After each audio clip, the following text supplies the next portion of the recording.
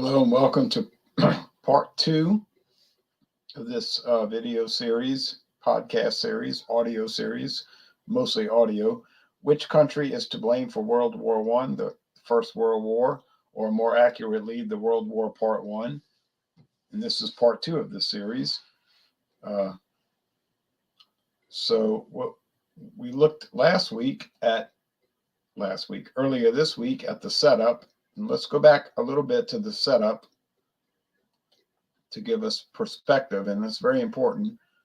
Most histories don't provide a perspective. So here's a map of Europe.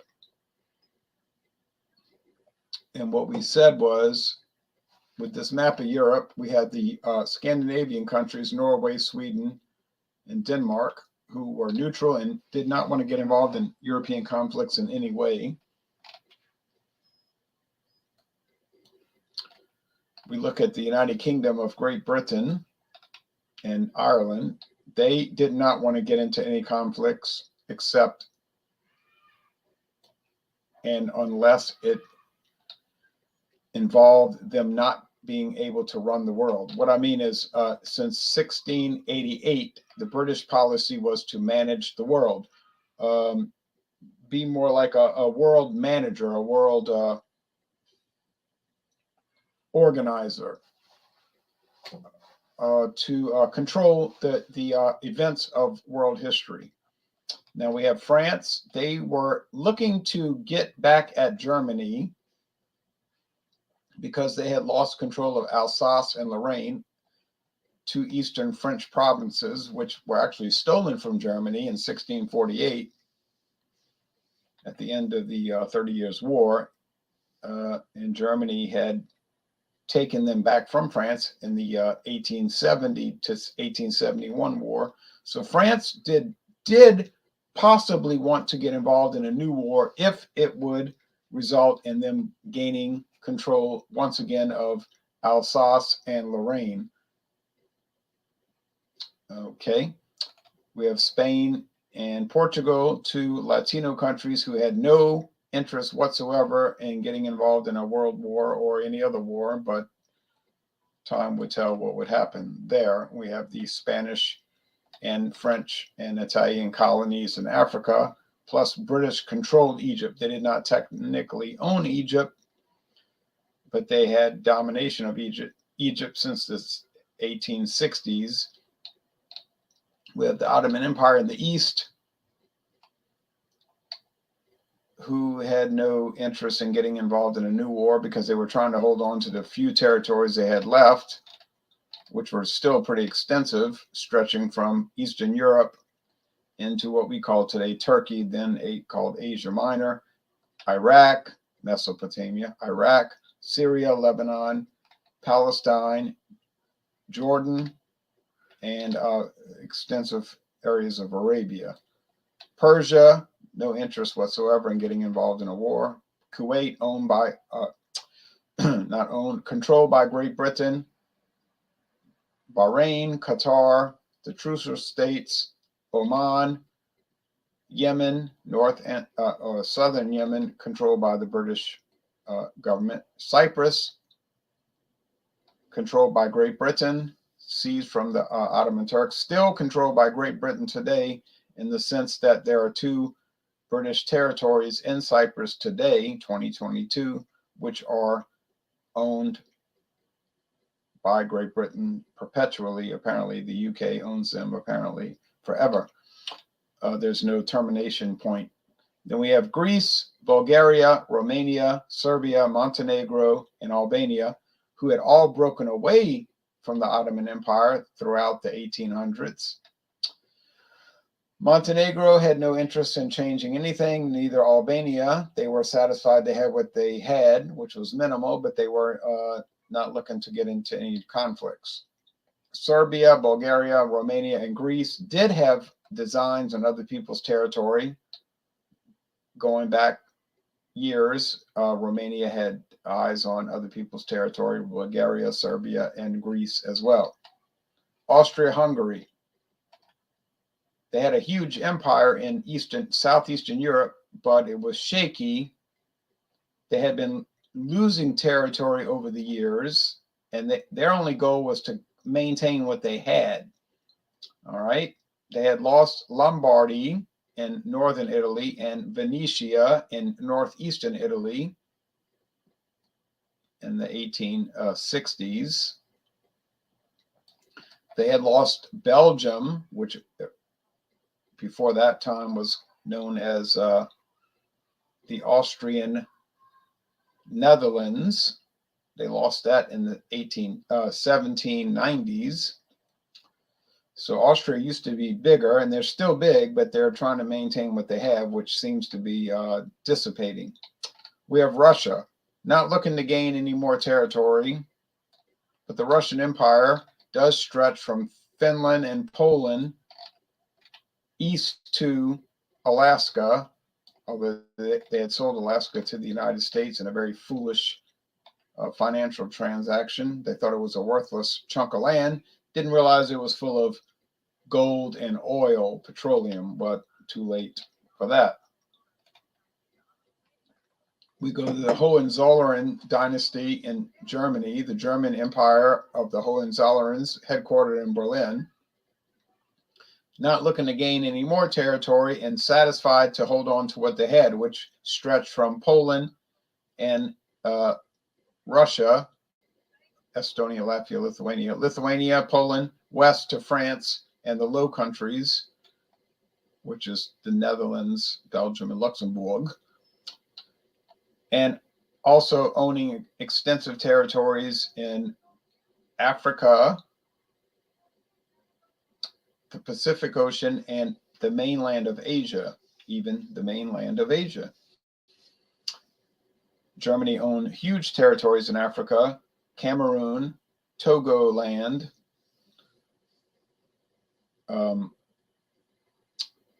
Burundi, Rwanda, Tanganyika, and German Southwest Africa.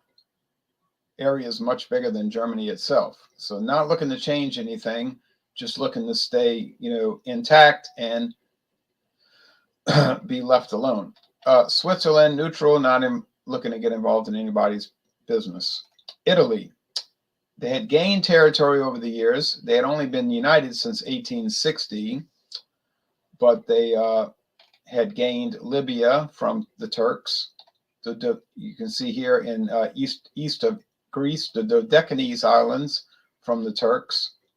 And they seem to have an interest in gaining more territory, especially from Austria in northeastern Italy, which is a curious situation because, as we discussed in part 1, Italy was in an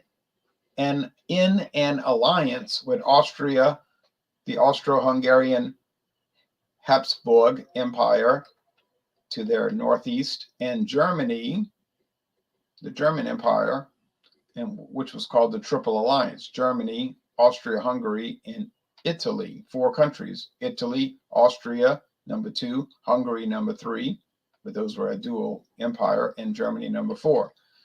A strange alliance, considering that Italy and Austria were basically enemies, considering that Italy had claims on Austrian territory and Austria had no intention to give that territory up without a fight.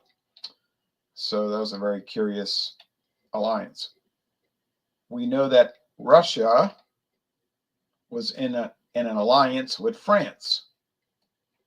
Russia to the east of Germany and Austria, and France to the west of Germany.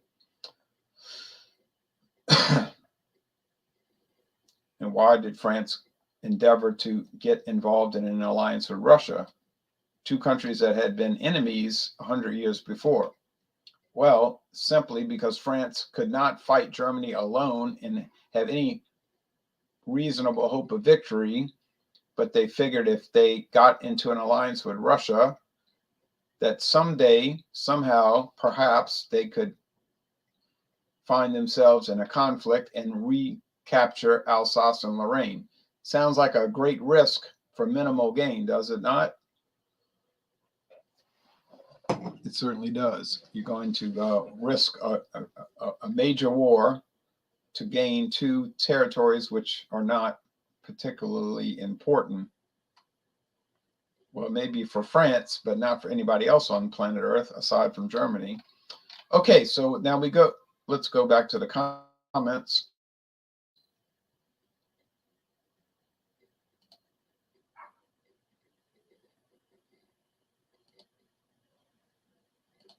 All right, no particularly important comments here. So we'll go back to the map.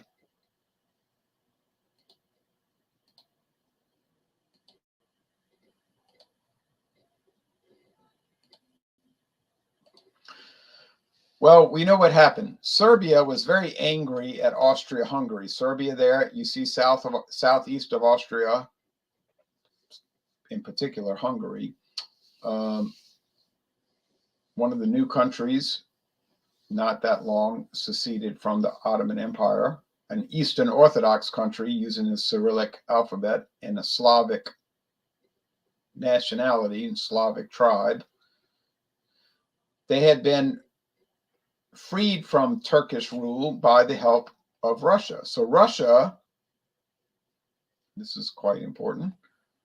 Here's the Russian Empire of the Romanovs, the Eastern Orthodox Empire, who they considered to be the successor of the Eastern Roman Empire. That's another story, but a very important story. But there's the Russian Empire. They had helped and basically facilitated the independence of Romania, Bulgaria, Serbia, and Albania and Greece. 1, 2, 3, 4, 5 countries. Montenegro, number 6, but they had basically, to a large extent, remained free of the Ottoman Turks in their mountain refuge.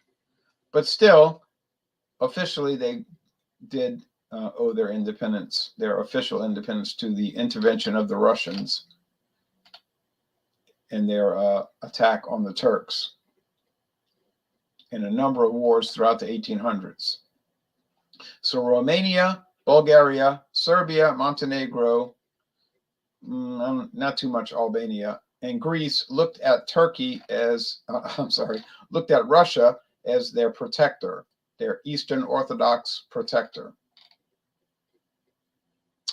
And Russia was very happy to serve in that role because they were looking to project their power, at least in southern Europe and the Balkan Peninsula. Now, here's where the conflict gets really involved, because Austria-Hungary had occupied the southern territory known as Bosnia and Herzegovina. And some of you that observed the events of the 1990s remember Bosnia-Herzegovina, an old Turkish territory made up of Slovenians, well, really Croatians, sorry, not Slovenians, Croatians, Turks, Muslims, I should say Turks really, but Muslims, and Serbians, a multi-ethnic country that didn't get along with itself. The Serbian population would have been happy to join Serbia as part of Serbia. The Croatian population, perhaps happy to join Croatia as part of a new Croatian country. And the Muslims stuck in the middle, not sure what to do. In 1908, Bulgaria illegally announced total independence from the Ottoman Empire. They had been a semi-independent realm of the Ottoman Empire, but they abruptly declared independence from the Ottoman Empire in violation of the Treaty of Berlin, 1878. The response of the rest of Europe, from the rest of Europe, was indifference. They said, oh, well, so what? Austria-Hungary said, well, since no one cares that signatories of the Treaty of Berlin can violate the treaty, then we will immediately annex Bosnia and Herzegovina. Because, see, at the end of the negotiations for the Treaty of Berlin, Austria-Hungary was allowed to control Bosnia-Herzegovina, but not technically own Bosnia-Herzegovina, simply remain a caretaker, a country pursuant to the treaty. But their attitude was, since it's okay for Bulgaria to illegally declare independence, then we're going to naturally immediately annex Bosnia and Herzegovina as an official part of Austria-Hungary instead of just an occupied territory. Here comes the railroad train. Westbound. Now, did anybody else in Europe care about this? No, not really. Germany didn't care. Russia didn't care. Italy didn't have much interest in it. Montenegro wasn't concerned about it. But there was one country that was very enraged about it, and that was Serbia. Serbia wanted to annex Bosnia-Herzegovina back to 1878, make it part of the Serbian kingdom, but they weren't able to do that. So here we see that Serbia has a beef, we would call it a beef, against Austria and Hungary, the Habsburgs. But Serbia was a small country without a whole lot of military ability, and they couldn't attack Austria and take Bosnia-Herzegovina because they would obviously lose in a few days. So they needed help. Now, who did they look at as their caretaker? They looked northeast to Russia as their sponsor. Russia viewed themselves as the caretaker of the Slavic states. Romania, where they speak a Latino language. I have second cousins who speak Romanian, and when I hear them speaking, it sounds like they're speaking Italian. But still, their ethnicity is Slavic, at least, and Roman, Italian. Bulgaria, Serbia, Montenegro, Albania. Well, not so much Albania, and Greece. Now, Austria-Hungary had noticed over the years, 1878, 1888, 1898, 1908, 1914, that Serbia was involved in a lot of intrigues against Austria-Hungary. Let's say supporting various terrorist groups, perhaps conspiratorial organizations who were plotting to do damage to Austria-Hungary.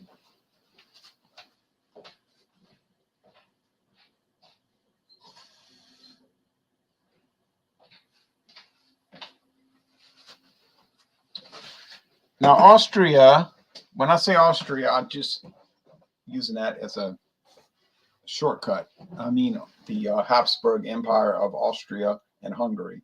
That's a mouthful. Austria continued to warn Serbia and tell them, look, it would be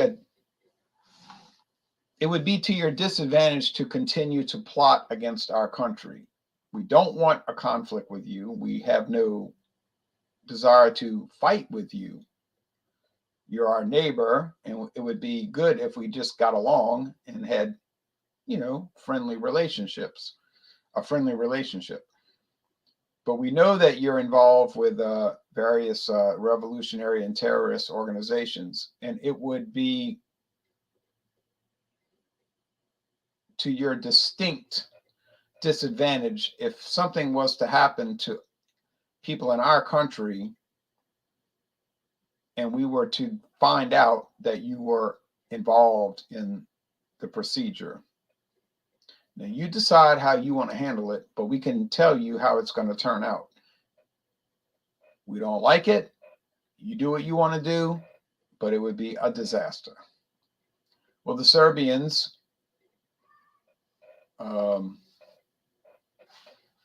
didn't necessarily take good advice, so they continued to plot at various levels of their government, and the Austrians were very concerned about it, so they had infiltrators inside of the Serbian government, what we would call spies. Austria said intelligence assets,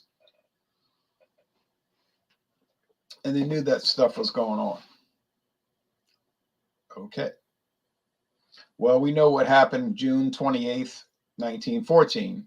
The new eventually the new Austro-Hungarian emperor, Francis Ferdinand, because his uncle, his great uncle, was very elderly in his 80s, had no living children, and he was going to die soon or later.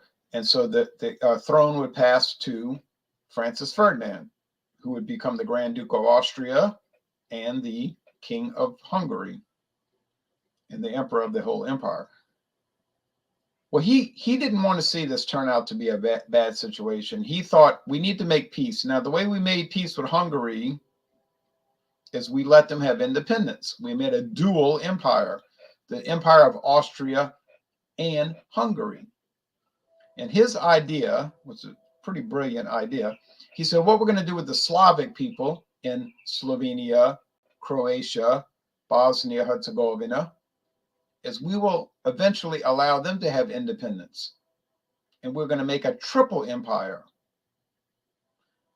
This is his goal. And his uncle, his great uncle, say, oh, well, that could work out, perhaps, if it's managed correctly.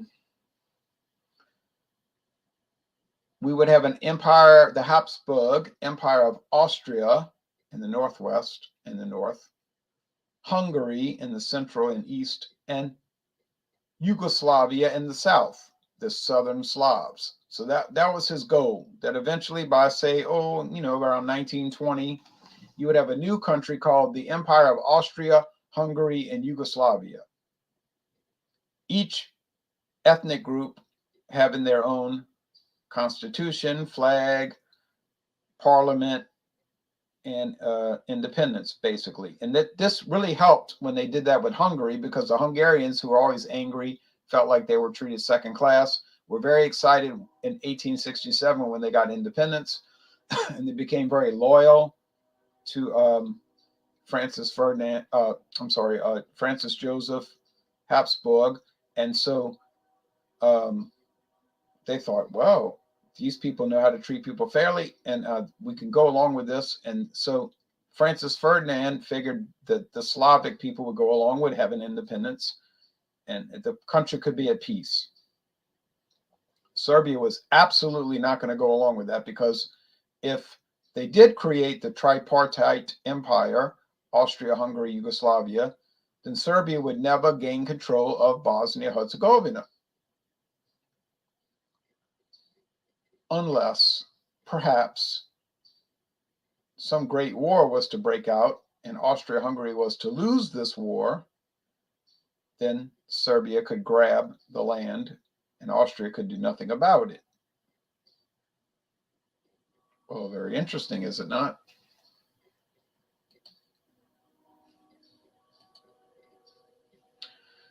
Now, Claude Diamond says,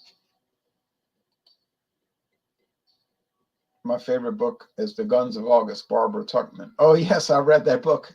Certainly. I bet you a natty daddy that you read it. Oh, yes, I read The Guns of August. Oh, yes. Great book.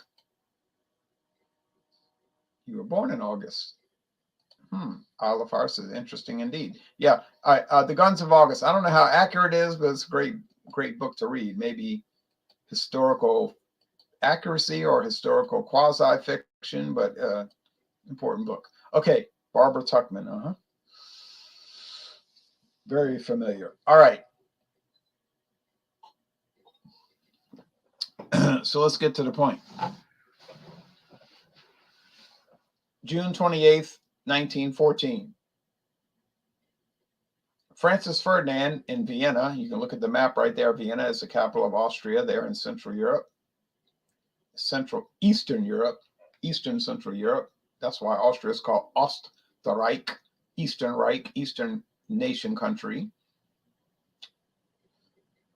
Vienna is a very old city. It was a city that the Romans controlled during the days of the Roman Empire, Vindobona, on the frontier of on the Danube River, at the frontier of the Roman Empire. It was the border between the Roman Empire and Germany, actually. All right.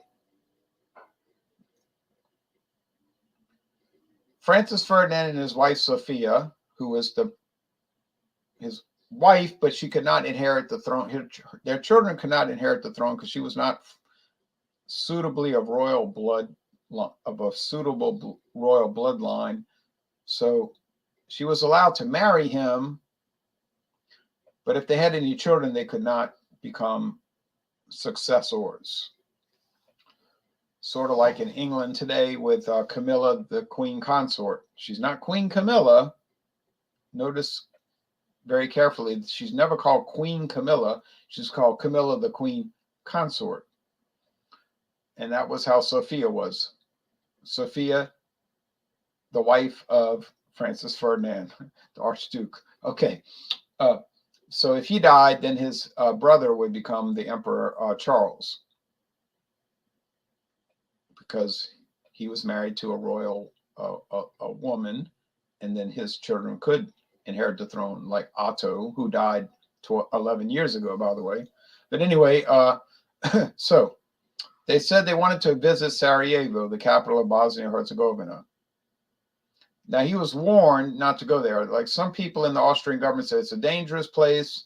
There's revolutionaries and terrorists down there. It would be advisable not to go there. He said, well, that's understandable, but it is part of our country. And if the next emperor and king can't visit parts of his own country, what's the point of having that in our country? You know, it's almost like it would send the message that we don't actually control it. And they said, well, that's true, you know. So he wanted to shore up or fortify Austrian rule and then work on eventually creating Austria-Hungary, Yugoslavia. So against advice, good advice, perhaps, probably, for sure, as we know the outcome, he went down to Sarajevo, and then he was very viciously attacked by revolutionaries, ethnic Serbian revolutionaries, a gang of them who shot at his caravan, or I should say motorcade. We know about shots being fired at the motorcade. And the man who fired the fatal shots, Gavrilo Princip, Austrian subject, but he had connections to the Serbian government, not direct connections, of course, but indirect, very indirect, murdered Francis Ferdinand and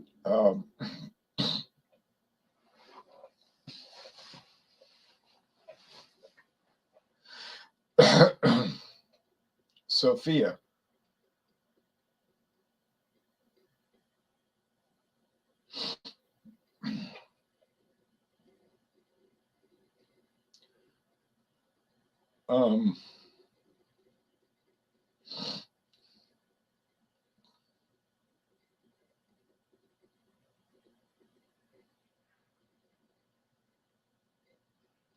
Pointing a pistol in the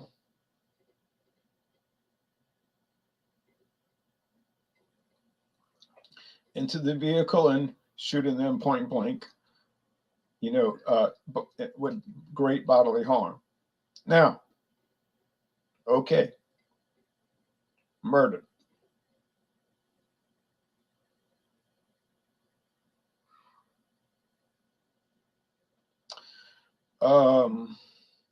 When this occurred, this creates a situation of the most extreme, really the most extreme crisis in the history of Austria-Hungary. So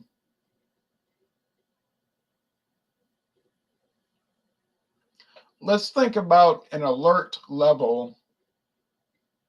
You know, you got level 1, serious, level 2, very serious, level 3, extremely serious, level 4, absolute, incontrovertible crisis. I'll get some water here. Thirsty.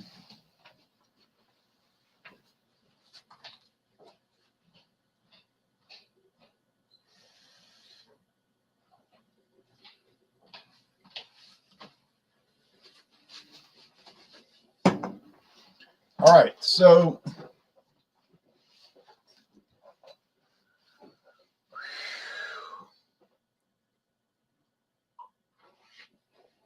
when Francis Ferdinand and his wife Sophia are murdered,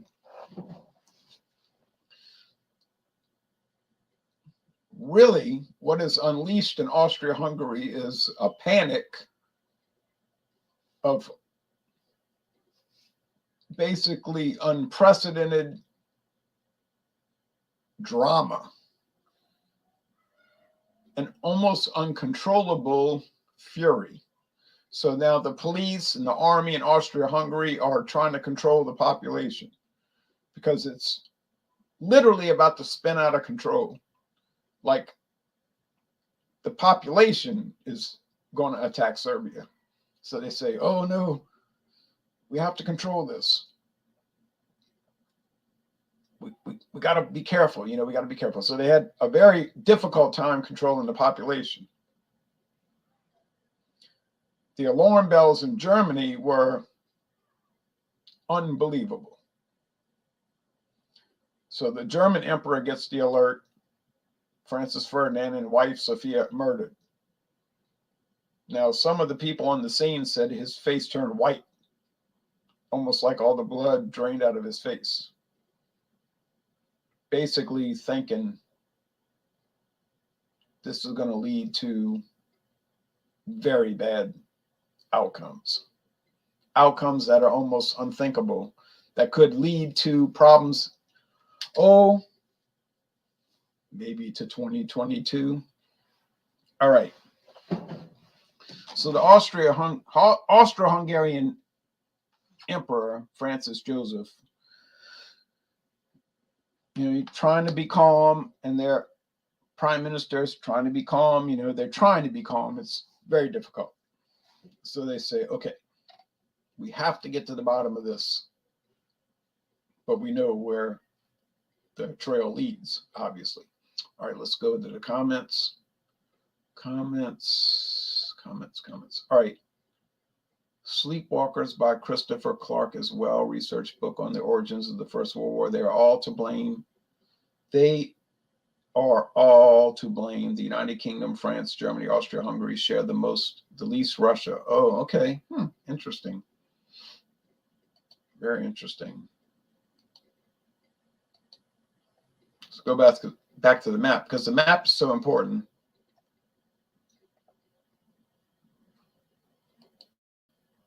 Now, after the murder, now things start to develop very quickly. Austria-Hungary tells Serbia, okay, look. They say, look, this is extremely serious. We got people on the ground in your country, Belgorod, across the Danube from Austria-Hungary. We know what's going on. We know that a lot of people in your country are involved in these terrorist organizations like the Black Hand and so forth. And here's how it's going to go down. We're going to find out who did it. I mean, we know who did it personally, Gavrilo Princip. But what we mean is we're going to find out who was behind it, who really did it. Excuse me. Now, Austria tells Serbia,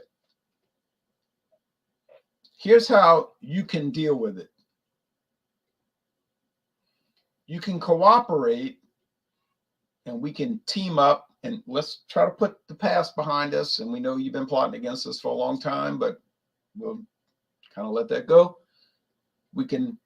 You can partner with us, let's call it, and help us track down the murderers and who was involved with the murder. Because, honestly, we actually have names. This is interesting. We've been interrogating Gavrilo Princip and his compatriots, and we have names of people in your government who are actually involved with these guys. So, and then, of course, at the same time, Austria is going to Germany and saying, this is a crisis that is almost unthinkable. And we want to know what your attitude is going to be towards this crisis. Now, the Kaiser, William II, says, certainly we are stunned by it, the murder. Your self-control is remarkable, because if it had happened to us, God only knows what would happen. But you can absolutely guarantee yourselves that we will be behind you 100%. Now, when we make an alliance, it's inviolable. It cannot be violated. And then the Germans go to Italy and say, you're our ally. If something happens, can we count on your help? Now, this is when things begin to break down. The Italians say, oh, well, we're going to look into it. Now, this really irritates the Germans. They say, what does that mean, look into it? So right then, they say, oh, okay. Let's see how that works. Austria says, yeah, well, they're Italian, so what do you expect? I don't know. We ever teamed up with these people. But anyway, back to Serbia. The Austrians tell the Serbians, we need to deal with this immediately. Like, immediately means yesterday. But to be fair, here's, in a few days, a few days go by and they say, look, here's a list of things that we would hope could be agreed upon to alleviate the situation. And in fact, will be agreed upon to alleviate the situation, depending on how you want to handle it. So they're telling Serbia, you can handle it different ways. You can agree to the stipulations or the recommendations, we could call it. There were 12. Perhaps you could outright refuse, which would be a disastrous decision. But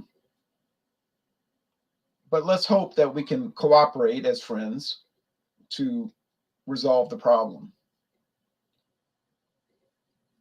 Now, Serbia had a curious attitude when it came to this. They said, well, we're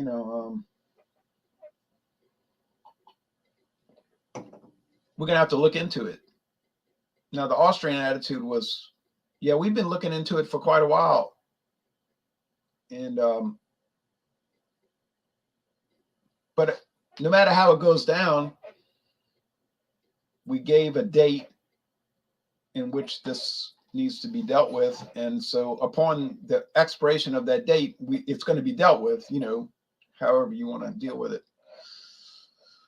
which would be July 28th, 1914. So you can deal with it in different ways, but there's a recommended way and there would be a disastrous way. And you have to understand that we're trying to hold our people back. We're basically in a revolutionary situation here, that the only thing keeping Austrians from coming across the border into your country is our army. You have to realize that it's not a whole lot of choice involved, but you can deal with it your way. Now, Serbia immediately appeals to Russia. This is the very curious part where the story becomes strange. They asked the Russians for aid. Now, notice that up to this point, Russia was in no way involved in this local conflict, on real conflict, almost like a dream, but they weren't involved. Let's go back to the notes. Okay, nothing new. So let's go back to the video.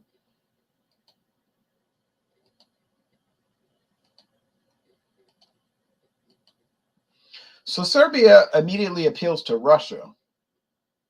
Russia, interesting. And the Russians start to send signals to Austria-Hungary saying,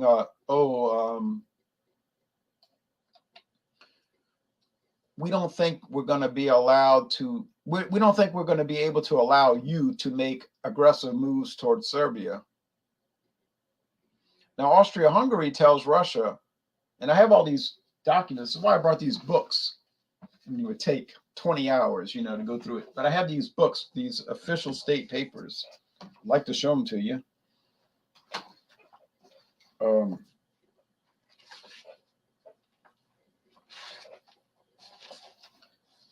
The Russians tell Austria-Hungary, we can't allow you to violate the independence of Serbia.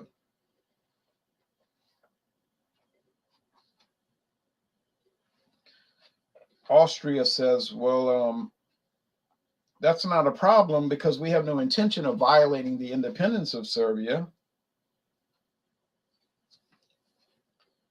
And in fact, we have no interest in any land that Serbia owns. We simply want to get to the bottom of the murder, and we are asking Serbia to cooperate so that we can find out who did the killing or who was, behind it. And we're hoping that we don't have to use more energetic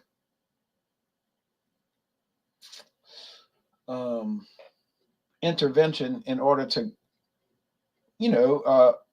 help them to comply with the requirements. Now, so Russia began to make very curious statements towards Austria, saying, well, if you violate Serbia's independence or you make aggressive actions towards Serbia, we might have to get involved. Now, Austria became very worried because, Austria is not exactly a strong country. You can look at the map here. They're big, but compared to Russia, they are like a pipsqueak.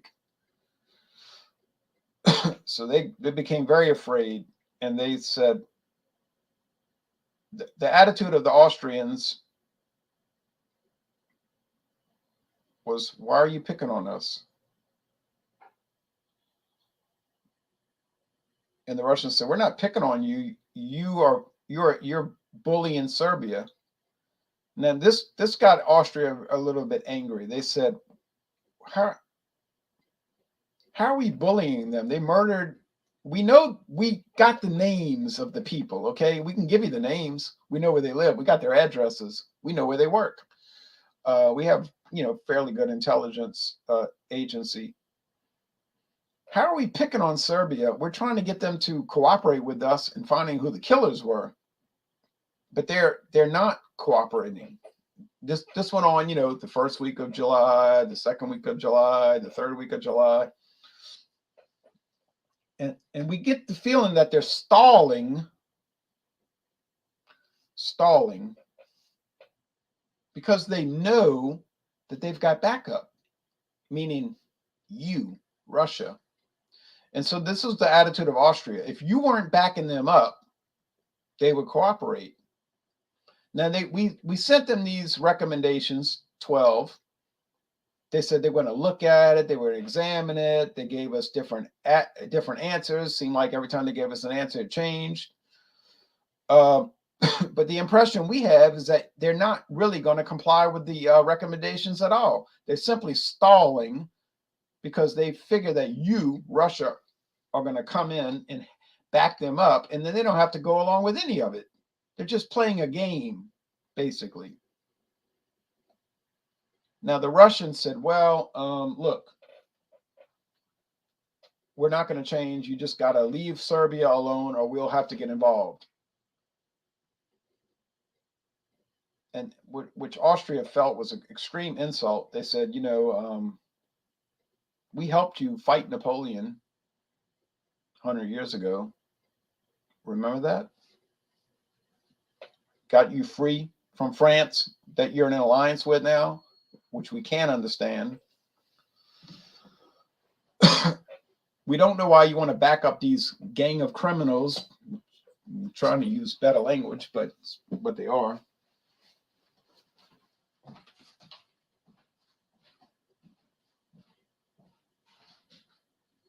Come on.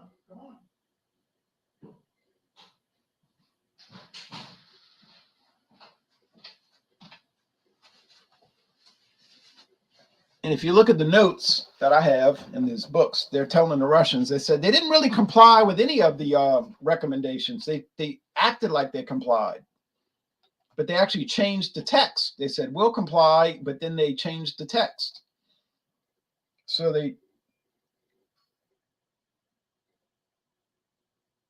Now, here's the text of the Austrian letter to the Serbians.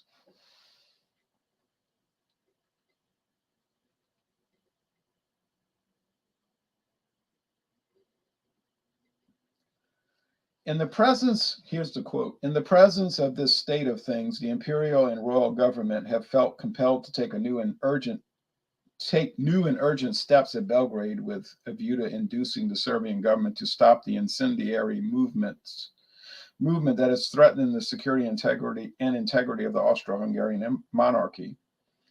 The imperial and royal government are convinced that in taking this step, they will find themselves in full agreement with the sentiment of all civilized nations who cannot permit regicide, that means murder of an emperor or a king, to become a weapon that can be employed with impunity in political strife, and the peace of Europe to be continually disturbed by movements emanating from Belgrade.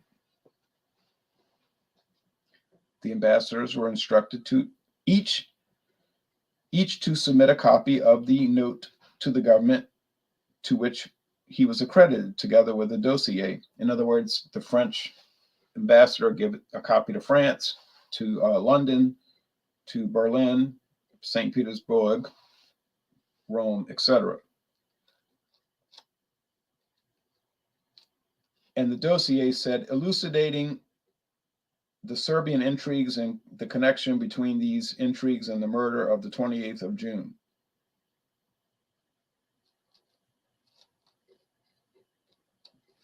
Now, on the following day, Thursday, July 23rd, Count Berchtold telegraphed to Count Mensdorf, the Austro-Hungarian ambassador at London, that as Great Britain of all the powers might be most easily led to form an impartial judgment on the action taken, because Great Britain had no involvement whatsoever in any of this,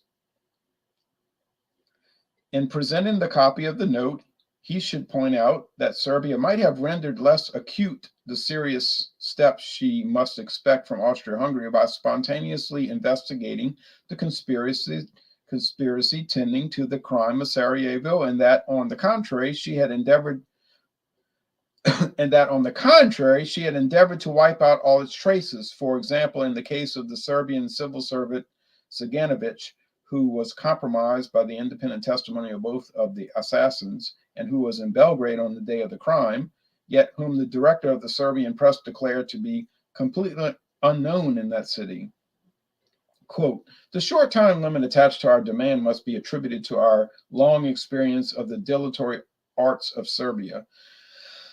The requirements which we demand that Serbia should fulfill, and which indeed contain nothing which is not a matter of course in the intercourse between states which are to live in peace and friendship, cannot be made the subject of negotiations and compromise. And having regard to our economic interests, we cannot take the risk of a method of political action by which it should be open to Serbia at pleasure to prolong the crisis which has arisen. So what they're saying is, we can't just let Serbia look at these papers and drag it out. It has to be done now. Okay? And Russia says to Austria, if you make any moves against Serbia, we're going to mobilize our armies, which made Austria-Hungary very afraid, because Austria-Hungary versus Russia means Austria-Hungary loses. Their country is invaded and their country is broken apart, which they were very afraid. They were very afraid of such a thing happening, because Austria's army was no match to the huge Russian army. Now Germany steps in and they tell Russia, why is this happening? This is what the German emperor and their prime minister, chancellor, tells Russia, their prime minister, Bethmann Hollweg. Why is this happening? Why are you mobilizing troops against our ally? You might take into account they're our ally when they're trying to deal with an outrageous murder.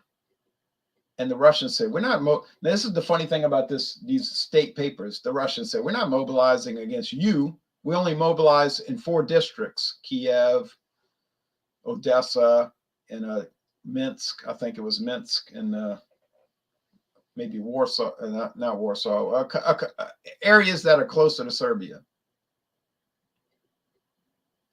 Now, the German attitude was, yeah, we didn't ask you that question. We asked you why you were mobilizing, period. Why are you mobilizing against Austria? It's a local conflict. It's 2 countries. No one in the world is particularly interested in these 2 countries. Why would you go to war against Austria and to deal with a war that might last, what, 2-3 weeks? They already guaranteed that they're not going to try to take over your land, Serbia's land. They're not going to try to compromise their independence. They said this very publicly.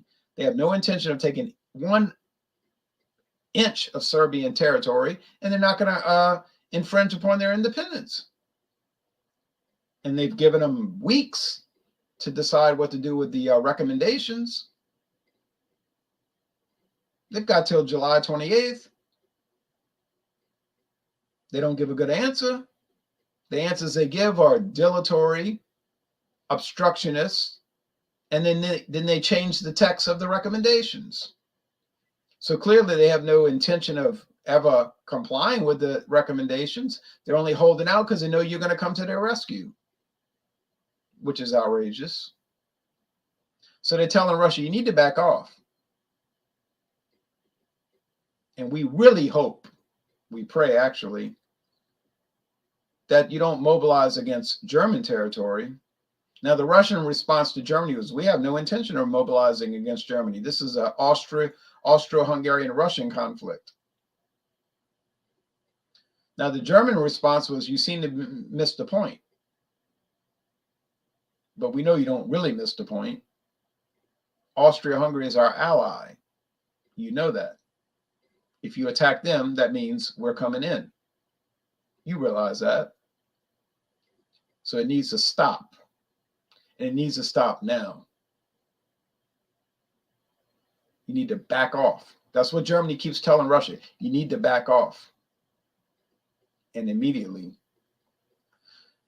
But the Russian attitude was, well, we're going to look into it. Let's see what we can do about it. We're going to talk to different people. Perhaps we can set up a conference. Maybe we can work it out. Perhaps we can set up a conference in London.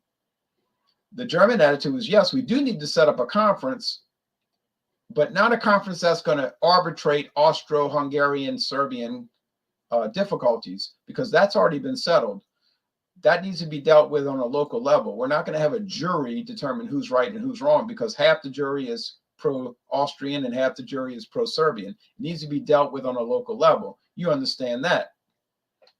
But the Russians don't back down. Now, the Germans, you know, the German people, they like to eat sausage and pretzels and drink beer and play a lot of music and have a good time. You know the Germans, they like to, if you want to say, they like to party. Okay, we know that. They love wonderful music and embroidery and all these things.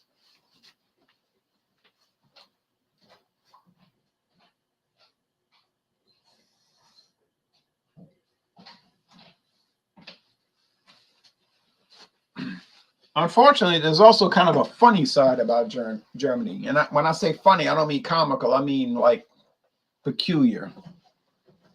If you look at their history, anytime their country is threatened with attack, they tend to act a little,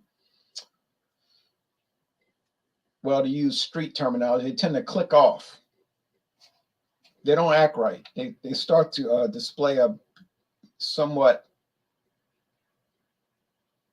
unusual demeanor, we can call it. So then the Germans start to become very afraid, and this is a very dangerous situation in a German who's afraid.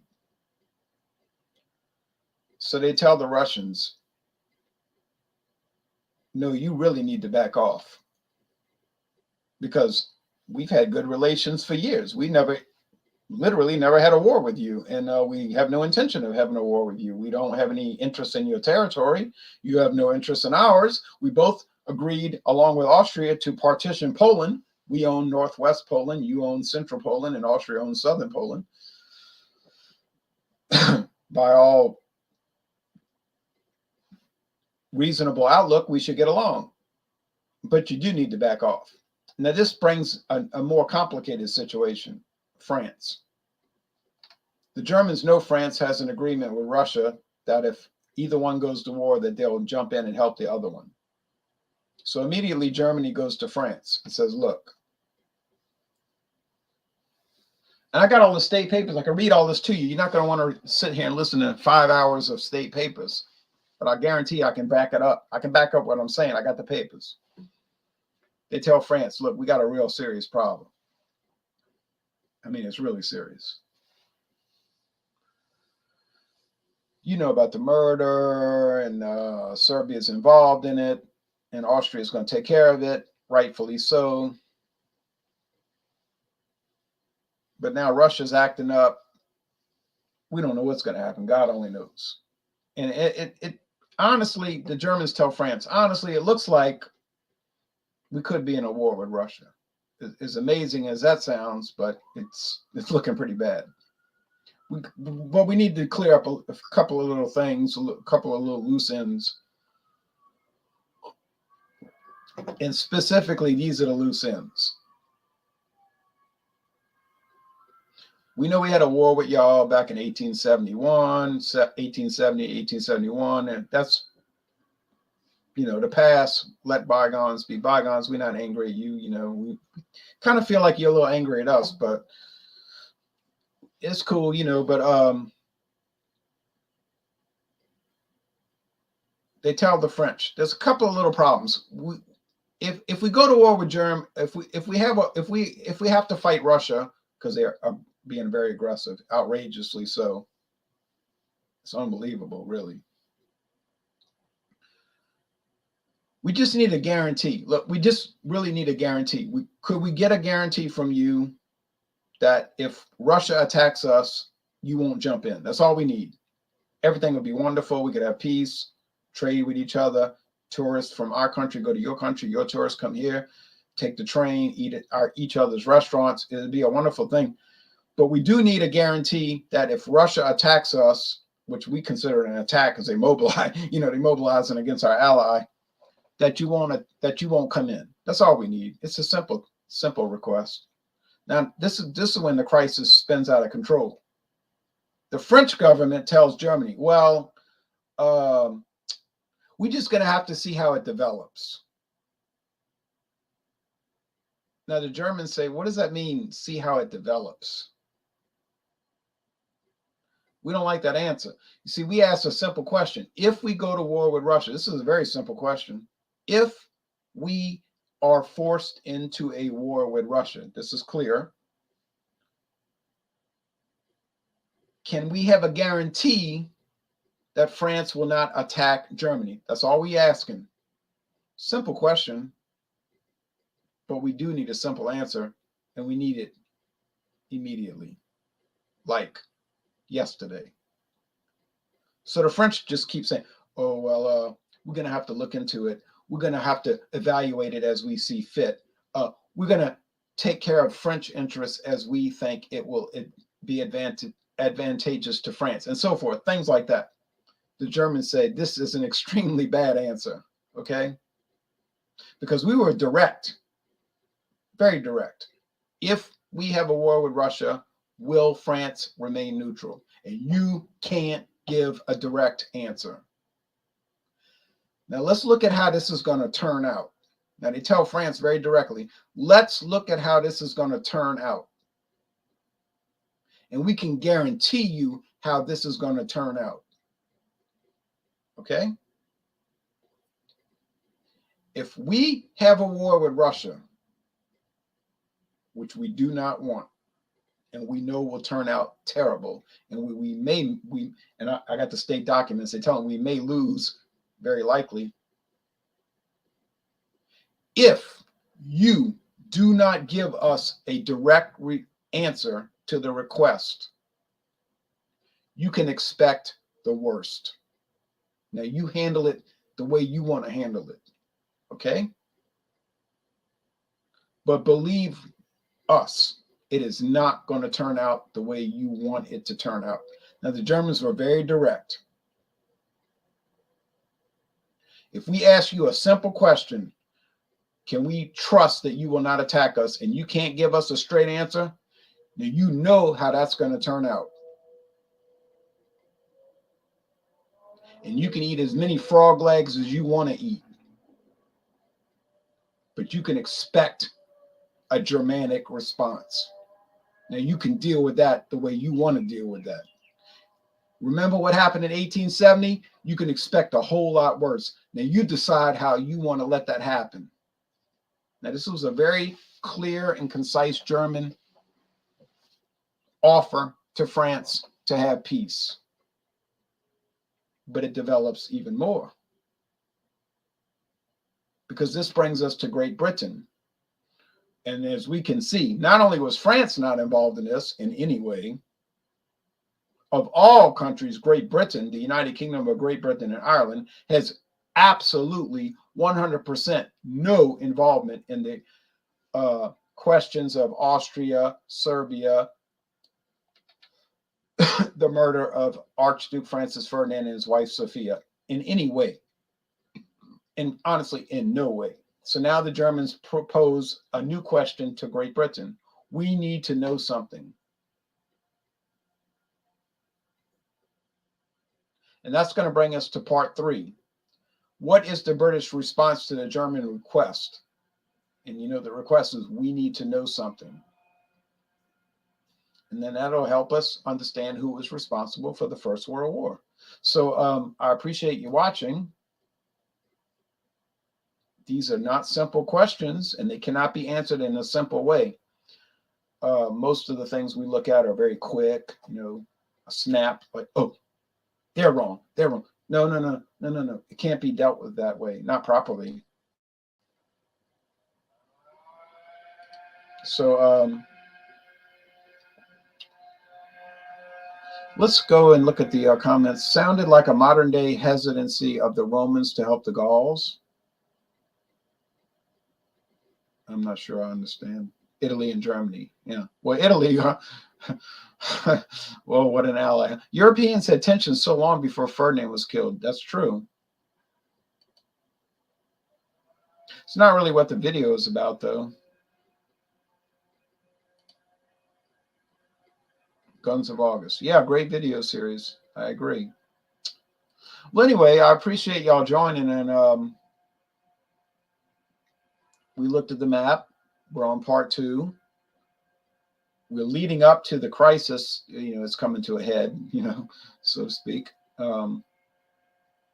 At this point, after 2 videos, we don't know who's at fault.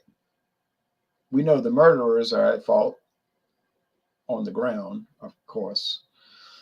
But who's really at fault? And everybody would agree with that. English, French, German, Russian, Italian, Turkish, Canadian, American, Australian, that the murderers were guilty and they should be punished. And there was no, you know, argument about that from any corner. The argument was how to deal with the crisis. And so we're up to that point now. Here we are up to around July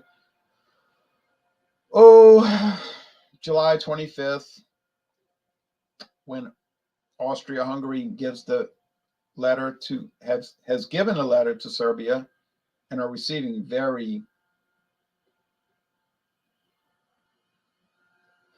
very unhelpful answers.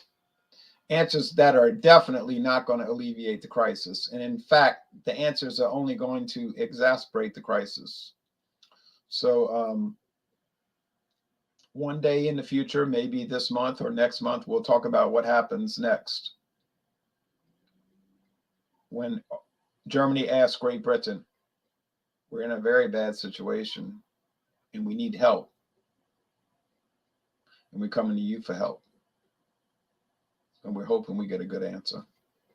All right, thank you for watching this. And well, see y'all next time for part 3. And anybody has any opinions, feel free to bring them up. In fact, I have the best deal on the internet.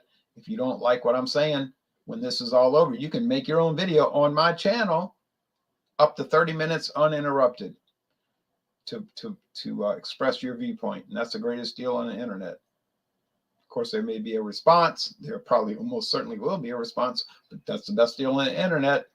Best deal on the internet. All right, thanks everybody. Y'all take care, and we'll look at part 3 coming up. Well, not today, but soon, hopefully.